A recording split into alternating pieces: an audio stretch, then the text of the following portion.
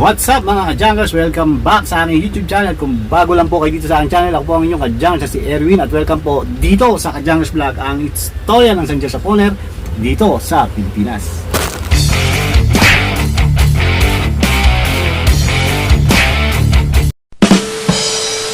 In today's video mga ka-Jungers, magandang umaga sa inyo sa mga impaling na mundo. Ang araw po ngayon ay Miyerkules, October 23 na po mga ka-Jungers, at ang oras na ay 10:55 na ng umaga.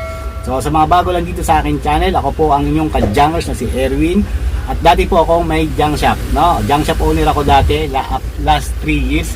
So nagkaroon lang ako ng problema doon sa document ko dahil sa requirements ko na hindi nila tinatanggap nung munisipyo, no?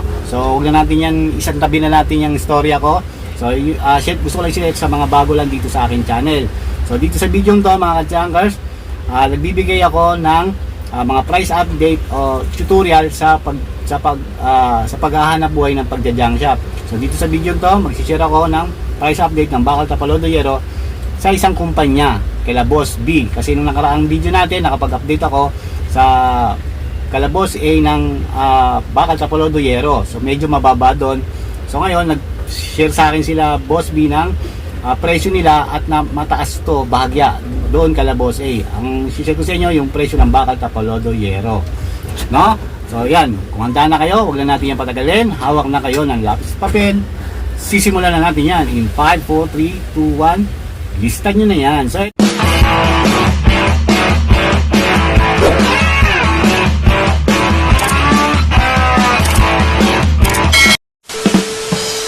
ito mga ka-Jungers, no, inabiso sa akin to nila Boss B noong October 14 pa mga ka-Jungers. So hanggang ngayon, October 23, ito pa rin yung tumatakbong presyo nila doon sa kumpanya nila, no? So kung handa na kayo, simulan natin yan.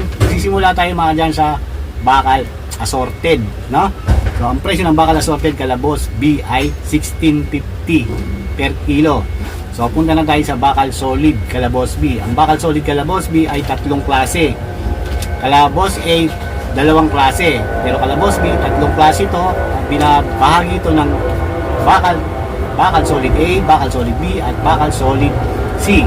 So simulan natin sa bakal solid A. Ang bakal solid A kala Boss B ay 1930, no? Taas.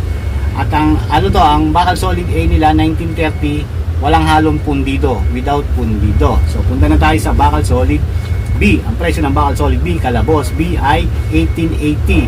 Ito naman yung mga heavy equipment na wag haluan ng pundido. Siyempre kung may hahaluan nyo yan, magliles sila ng percent doon. Depende yun, sasabihin naman nila sa inyo yun.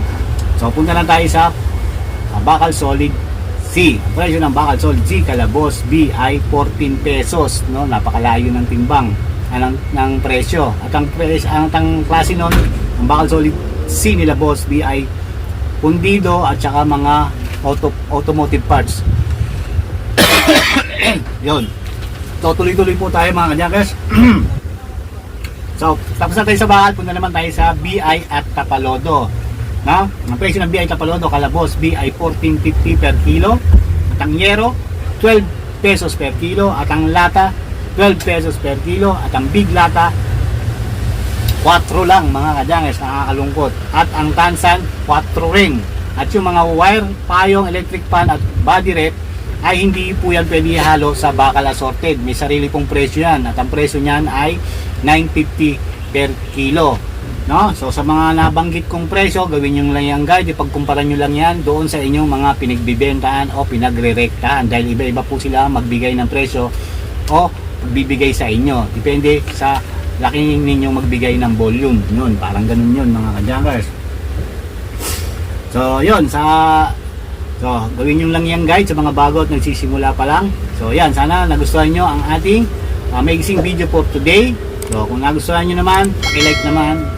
At kung hindi pa kayo nakapag-subscribe, syempre dito sa aking channel, click nyo ang subscribe button, click nyo notification bell para ma-update po kayo sa mga bagong i-upload ko pa ang mga video. So muli, ako ang inyong ka-Jungers na si Erwin. Kita-kita po tayo sa susunod. See you on my next vlog. Bye bye mga ka-Jungers. Peace out. Yo.